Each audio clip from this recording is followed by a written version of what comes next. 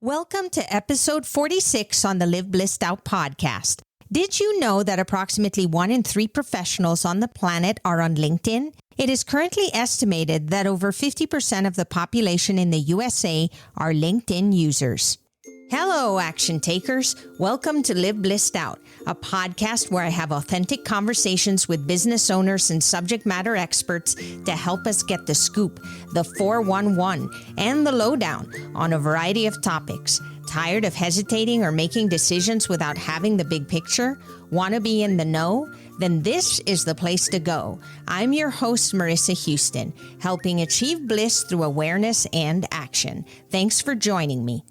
The information, opinions, and recommendations presented in this podcast are for general information only, and any reliance on the information provided in this podcast is done at your own risk. This podcast should not be considered professional advice. Joining me is Joyce Feustel. She's been active on LinkedIn for over 10 years. In 2010, she founded Boomer Social Media Tutor and went full-time with her business in March 2013 after retiring from a 17-year career in sales. Through her tutoring and training services, she helps business professionals to use social media, especially LinkedIn and Facebook, more effectively and productively. To learn more, visit boomerssocialmediatutor.com. Are you ready for some pampering after being stuck at home? At Antoine du Chez Salon and Spa, located in Centennial, Colorado, the focus is on you the minute you walk through the door. With their captivating atmosphere and excellent customer service, Antoine du Chez continues to deliver timeless experiences for every guest. You are invited to relax, unwind, and experience their customized spa services. Choose from facial treatments, massage services, waxing, nail services, and other seasonal offerings. Antoine du Chez has an amazing offer for Live Blissed Out podcast listeners in Colorado. Simply mention this podcast at the time of booking to receive $60 towards a cut and color and $80 towards a massage and facial. This offer is available for first-time guests only. To learn more, visit their website at antoineduchet.com. Joyce, thanks for being here. I'm excited. This will be great. I am enthusiastic about talking to you about our topic, which is how we get the most value out of using LinkedIn. LinkedIn has been a platform that has been around for quite a while, many, many years. You would know more than me. But I also find as a LinkedIn user that there are so many people out there that are not using it to its potential. They are not either filling out their profiles appropriately or interacting and engaging or checking. And there's just so many different things that I know we could be doing to really maximize what LinkedIn can do for us, and particularly with our business. How much time should a person be spending on LinkedIn? Well, it does depend, Marissa, on the type of work they do. Also, to some extent, how many connections they have. But I think as a general rule, if a person went to LinkedIn about 2 times a week and spent perhaps 10 minutes, maybe 15 minutes, not a lot. That is really plenty of time. And here are the key things they should do in that 10 to 15 minutes twice a week. They should check their pending invites. Could be a client out there been wanting to connect with them or a potential referral partner. They should check their messages. I've just had 2 wonderful appointments. One I just had and one is next week. Come to me because I track on my LinkedIn messages. Another thing would be to look at notifications. Is it somebody's work anniversary? Was there a job change? It's a wonderful opportunity to, albeit randomly, but still stay in front of somebody that you want to keep top of mind with. And, I think that's important because so many people I find don't check their LinkedIn often. And what I mean by often is there are some people out there that don't go in but once a month or something. And then you go and send them a message and you're wondering why they never responded. So it might be a good idea to at least check to see if there's any interaction happening, right? Exactly. And I do tell people, if you really want to get in touch with someone, because just of what you said, do not message them on LinkedIn unless they just messaged you. Send them an email. Pick up the phone. Text them if you know they like to be getting a text message. But don't rely on a LinkedIn message to get through to them in a timely manner. That's a good point. I think we need to make sure we're communicating in more than one medium. You can start with email, for example, and then follow up on LinkedIn or do different things to make sure that the person is getting the message in the first place. Let's say I'm using LinkedIn and I want to interact with the people that are on LinkedIn. And now I want to provide valuable information and I'm ready to put a post out. But oftentimes we're confused about what we should be posting about because LinkedIn is very different from other platforms. What should we be thinking about if we were to put out a post on LinkedIn? Well, several things come to mind, but the bottom line is you should be providing value to the people who are your connections on LinkedIn and anyone else who might happen to see your post. You don't want to go on at length. There's actually a character limit. I believe it's around 1,300 characters, 200 words roughly. So I wouldn't even go that far. So keep it pretty succinct. Oftentimes you find an article, something in your industry that you think would be enlightening to people. So take a copy of that URL, copy it, as I said, and then paste it right into your post that you're telling people about. So you might have a paragraph or two on a particular topic. Read more here at so-and-so's article. Then listen to this. If you happen to know the author of that article, you can do what's called mention them in a post. That's similar to tagging on Facebook, where you put the little @ sign, then their first letter of their first name snuggled up right next to the @ sign, and just start typing their name. And pretty soon you'll see it in a drop down. Then you click on their name.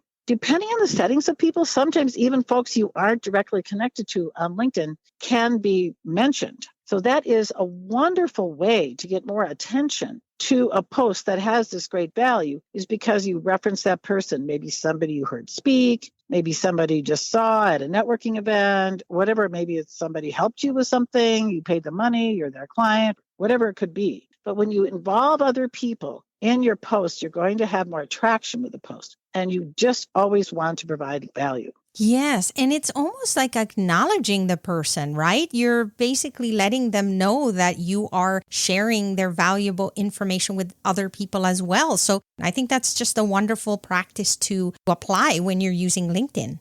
Absolutely. Let's talk about profiles, because this is a touchy one. They run the range. You have profiles where I literally go in and it's either they don't have a picture at all, or they may have a picture and the title of their current position and company and nothing else, all the way to profiles that are so well put together where they have complete resumes and the background of their entire lives. How do we strike a balance, and what essentially should we include in our profile that's going to make us look our best on LinkedIn? Such a critical question. I will use a few examples from the client I just saw.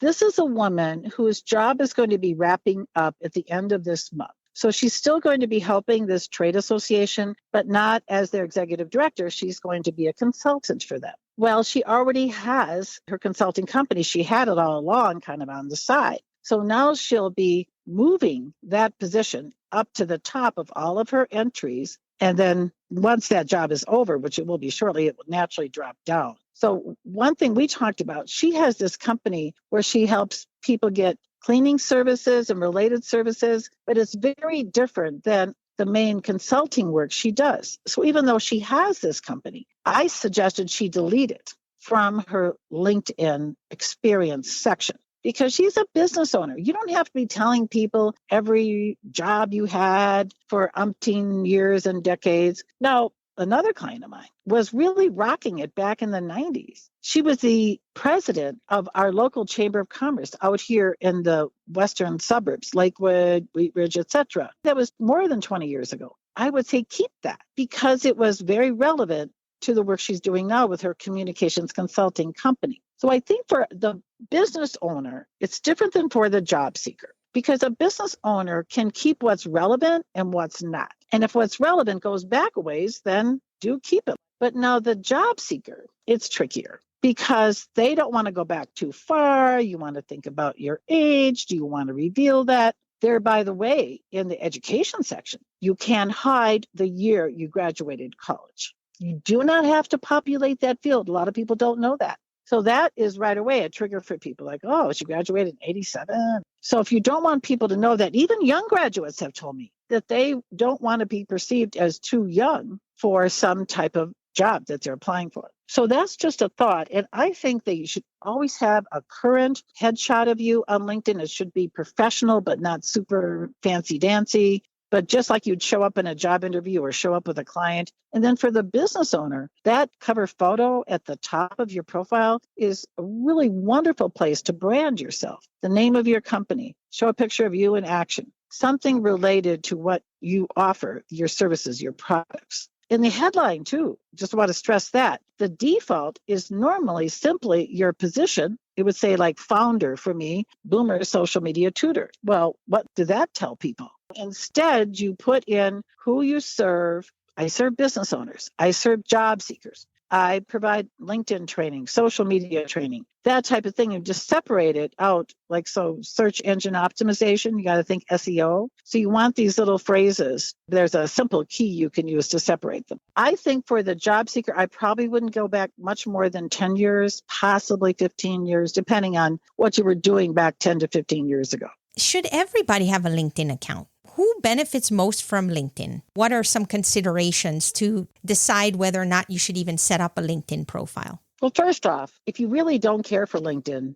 don't have a LinkedIn account. So don't be on any social media that you're not going to pay attention to and at least periodically jump into, put up a post, comment on other people's stuff. So don't let it just languish. So that's kind of a rule of thumb across all social media. But I'll give a couple examples where you might think, why would a realtor be on LinkedIn? Why would a travel agent be on LinkedIn? Here's why I think they would consider being on it, at least somewhat nominally. When you network with people, you don't necessarily want to be their friend on Facebook. I happen to be a friend on Facebook with my own travel agent, but because we become friends in real life. A realtor, again, you might become close to them and just by matter of course be their friend. But what about every mortgage person that realtor works with? What about the title people? Think about all the whole support system around real estate. You are perhaps better off being on LinkedIn with these people. And then when they have a work anniversary, they go to a different title company, whatever it might be, then you can notice that in your notifications, say, hey, Bob, oh, that's so cool. I know that mortgage company. I'm so excited for you. And you know what you can do, Marissa? You can be public. There's two ways to congratulate someone when you see it in the notifications. If you just click on congratulations, it'll just be between me and Bob. But let's say I know that Bob is very well connected in the business community. If I click on the statement, Bob so-and-so has this new job, then I click on that, I see it's public. My comment is public in front of anybody who's congratulating Bob. So I like that because it puts me out there with other people. I might even see the name of someone. I go, oh, there's Jill. You know, I was thinking about Jill the other day, and Bob might know Jill then. If she's connected with him, I should reach out to Bob, ask him if he knows Jill well enough. Maybe he can do an email introduction. But see, this is where I think that the people who are in your business circles are good people to be on LinkedIn with. Well, this is a good lead-in to a question that has been on my mind for a while because there's a huge controversy. Do we accept everyone that wants to be connected to us on LinkedIn, or do we stick with the people we know? Well, you and I already know we have different styles on this. We have different parameters. And I think that goes back to it depends. So, for example, lawyers, CPAs, other people who are dealing with very sensitive material, may have clients in their connections list and don't necessarily want to hide the clients, but they, I would think, would be very strategic and super careful about who they would accept as a LinkedIn connection. We are who we associate with. So that's just an example of a set of people that I would advise to be super, super selective. Now, me, because I figure for many people, even if I don't know them, I might be okay connecting with them because I think you never know who they know who might need LinkedIn. Or the other way I think about it, Marissa, I put out these little posts to educate people. They are not salesy posts. They are educational type of posts. And I think that person might benefit from what I have to offer. If they never, ever pay me money, they still can learn things from me. I see it more broadly. However, what I like to do, if someone is sort of on the cusp, I don't know them, but I think, well, maybe I might want to connect with them. There is a simple way that you can go in to that pending invite area and click on a little button that says manage, or sometimes it'll say like select one of 3 if you have 3 pending invites. And that takes you to this interior page where you click on the word message right below their picture. Now, even without a paid account, you can still write them a note like, thank you for the invite. What prompted you to reach out to me? Now, you would have a different response. It would be, hey, let's get on Zoom or phone and get to know each other, and then I'll see if we are fit for connecting. That's another great response to these people. So you have to think what your best response is and realize. Generalization now. A lot of younger, I'll say 20 and 30 something at least, they don't bother with these little notes. They kind of think of LinkedIn more like Twitter, Instagram. Oh, follow. Oh, LinkedIn's the same. But I think to some extent, the older, we'll say even they say 50 and up maybe, they like a note. They like to send a note. That's my style. And I appreciate the note. So if someone doesn't send you a note, I still feel, in my opinion, they are accountable to writing me back and telling me why they reached out to me. I get both sides of it, and there are definite pros and cons to it. And you just have to decide what you think is going to be the best fit for you. Well, the lady I just came from seeing sent me this invite, and she had a sweet look about her. She used to be in the legislature. So, my husband's worked in that arena for a long time. I kept her in my inbox for the longest time, just waiting to see what happened. And finally, I got around to writing her that note. I took a little while, and she writes me right back and said, I want to call you. Can we talk today? That was Sunday, and now we had this appointment this morning. And she just turned out to be a client. So how about that? Imagine that. Because I wrote back, what prompted you to reach out to me? And she goes, I need your help. And we were talking about whether we should accept everyone or if we only accept the people we know, and you can have an opinion either way. But I know that LinkedIn is really designed to connect with people that you know. That's really what they prefer. So there is this button that you can press, which is, I don't know this person. When somebody reaches out, you literally have the power to say to LinkedIn, I don't know this person. What happens when somebody clicks that? Well, it's my understanding that when you click I don't know, or often called IDK them, that's a mark against them. If a person gets enough of those marks, LinkedIn could shut down their account. Possible. So for me, I still rarely do that because I don't want to get them in trouble with LinkedIn. Now, that said, if they are like super salesy, I will block people. If they go against the terms of service, I will report them to LinkedIn. But if you innocently click on that, not realizing that you're marking them somehow, because it's just an innocent question, do you know this person? And then you click on, I don't know. It's important for us to understand. And I think there's going to be some people out here listening right now going, I didn't know that that was a mark against them, because it's just asking us a basic question. Do you know this person? You say no. And then apparently that's not a good thing to do. So what you're saying is, even though it is an option for us, don't really do it unless you really want to take it to another level or this person is treating you inappropriately. Right. And, I have a friend of mine who was trying to broaden her network. She was reaching out to a lot of people she didn't know. And she had so many of those marks against her. LinkedIn did shut down her account. So she had to work with LinkedIn to get her account back. It's just good to be aware of exactly what that button is all about, because so many of us don't. The other controversy I hear a lot, should I stay with a free account or should I pay and get an upgrade on LinkedIn? How do I know when to make that call?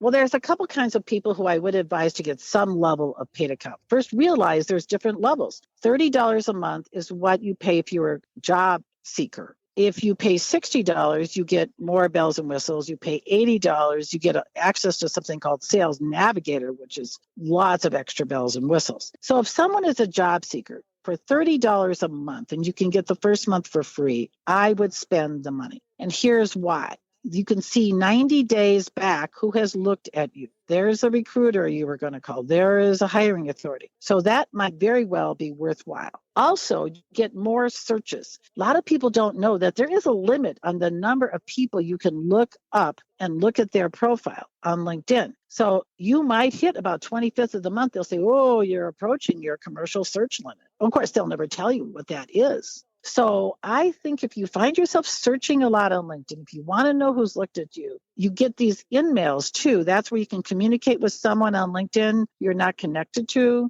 The other kind of person is a business to business, a B2B kind of salesperson who is looking for very specific kinds of people, or even a business owner who deals with very discreet people. I want to have people who've been at that company for at least 10 years. I want to talk to a CFO who's had that role for 5 years. I want to talk to somebody in a company that's between this number of employees and that number of employees. These are all what they call filters, and you will not get those filters with a free account. However, with a free account, you can get filters, they call it, by geographic location, by their current company, by their past company, by their industry. So many different types of filters. So that I think for probably the vast majority of people, a free account is just fine.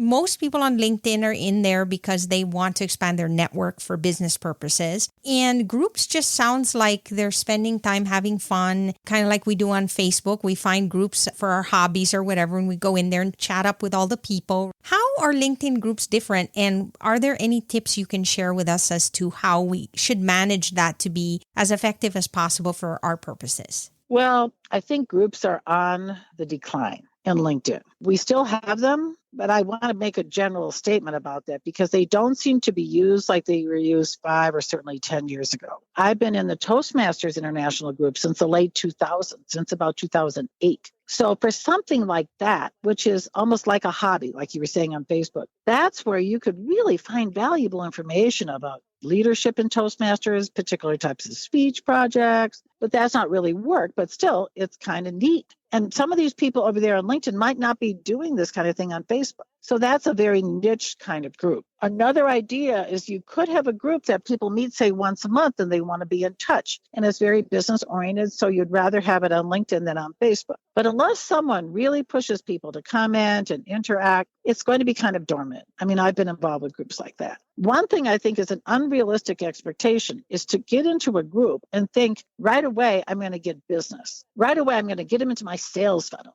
I think not. I think that's more where you're going to learn things often from people, say, in your own profession. I could be in a group with other social media people, for example, or maybe broadly in a space like the real estate space, could have different groups. But groups have a very specific description of who is eligible to be in that group. And unlike in the past, you can't just waltz into certain LinkedIn groups like you could before. You have to essentially apply to go into that group, and then you have to be approved. So I would say there's perhaps a limited utility of groups. I think it just depends on the person. And for me, I don't have the bandwidth. So you also have to look at your own human nature. And maybe it would be rewarding to get to know people better in a group. Maybe it wouldn't be worth your time. It surely does vary. If you're going to join a group, you need to be active in it, and it needs to provide value to you and the group members. Otherwise, don't waste your time. The other controversial topic is inviting people, because obviously that's what LinkedIn does. We look for people that might have something in common with us. Maybe they're power partners, maybe they're people we met, whatever the reason, and we reach out to them. And there's different types of processes that people utilize to connect with people, like whether or not they're going to decide whether they want to accept that invitation. And at the same time, it's also in the way they extend an invitation. Is there etiquette or any kind of no-nos that we should avoid when we're either accepting or extending an invitation on LinkedIn? So when I go to a networking event, whether it's in person, of course, now it's typically virtual through Zoom, I will have the information from the attendees, a business card if I saw them in person. On the chat, maybe I'll have their name, their email address, etc. So if I feel I resonated with them during that networking event, in person or virtual, I will reach out to them hopefully within 2 or 3 days. I mean, soon. And I will say, oh, Marissa, it was really interesting meeting you at the Denver Chamber of Commerce when they had that after hours for the leads group you're at. I was intrigued by the kind of business you do. And I'm thinking, let's get in touch, maybe set up a cup of coffee virtually or in person and get to know each other better. Now, you have to put all this into 300 characters, so you got to be succinct. But I would say reference how you met them so that you're just giving them a context in it and what you even talked about, that type of thing. And then make a suggestion about not just being on LinkedIn, doing something else. In other words, you're basically just reminding them how you met in the first place, and then you're giving them some sort of action or what's the next step. You're telling them, hey, can we get together, or asking them for something so that you can take it to another level. But what I would not do is go into your sales pitch. It is so annoying in the actual invite where I'm doing research or I see you're a coach and I offer this. Man, I am so quick to either click ignore. They're really annoying. I just block those people because I don't want to have them ever sending another invite again. Correct. And basically, you're jeopardizing the relationship from the get-go. You haven't even started a relationship. Your first impression is already that of, I'm trying to sell to you. And we all know none of us want to be sold to. Exactly. So then you get to, now you're connected with that person. Hey, Marissa,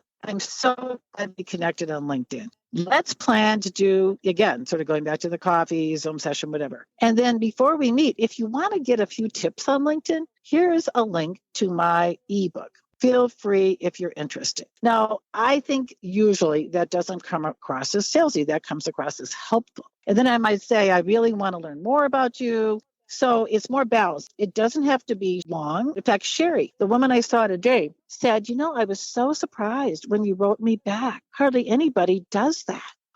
Look at that. A simple thing took me 2 minutes. And she was like touched and right away wrote back. So I found that very interesting. So I'm looking, say, for a business coach. And I'm looking for people who are not first level. That's like a friend on Facebook, right? A LinkedIn connection is first level. So I'm specifically searching for second level people, meaning I'm not yet connected to them. I likely don't know them, but there's somebody who is a shared connection between me and this second level person. Now I've identified 5 people who do know this person. So it's not just one, I have several shared connections. So rather than send that second level person who doesn't know me at all, send them a LinkedIn invite, however carefully worded, I would go to whichever one of those 5 people I know the best. Start with them and say, hey, John, I've been wanting to get in touch with Ellen here, and I find her on LinkedIn. I was wondering if you could do an email introduction of the two of us, John, depending, of course, on how well you know her. I would email John. I wouldn't message him on LinkedIn. I might even call him. Because if this person looks like really someone I want to develop a relationship with, she shows up like on LinkedIn, I want to really nurture this reaching out to her. So it's a warm invite. And I wouldn't still send her a LinkedIn invite after John does the email introduction. I would email her back, of course, and say, hey, let's set up a phone call. Again, going back to that, let's set up a Zoom session. I was hoping we could get to know each other because it seems like we could be of help to each other. And John has already warmed up this introduction. Does this all make sense? Oh, totally. It's about engaging with people. It's about providing value. Also being very strategic. Are you trying to connect with power partners? Are you trying to connect with people that you serve directly? So having a plan and following a consistent process, I think, is very important. There's people on LinkedIn who just use it sporadically. And then they wonder, why am I not getting the connections that I'm looking for or the business that I was hoping this was going to help set up for me? And it's primarily because they don't have a system. I mean, if you're going into LinkedIn once a month and checking a message here and there and never responding, what do you expect is going to happen? So like anything else, you have to have a plan and you have to work the plan. I'm sure our listeners are going to take many tidbits that you just shared today and be able to apply it when they use LinkedIn so that they can be more successful with this platform, because it really is powerful if you use it the right way. Thank you so much for being on the show today. I really appreciate it, Joyce. Oh, you're most welcome. It was truly a pleasure. That's all for this episode of Live Blissed Out. Thanks for listening, and thanks to Joyce Feustel for being my guest. If you have a question or comment for a future episode, all you have to do is go to speakpipe.com/LBOVM or click the link in the show notes to leave a brief audio message. If you find value in our show, please visit liveblessedout.com to reach out, subscribe, and share on social media. This show is made possible through listeners like you. Thank you. So long for now, and remember to keep moving forward.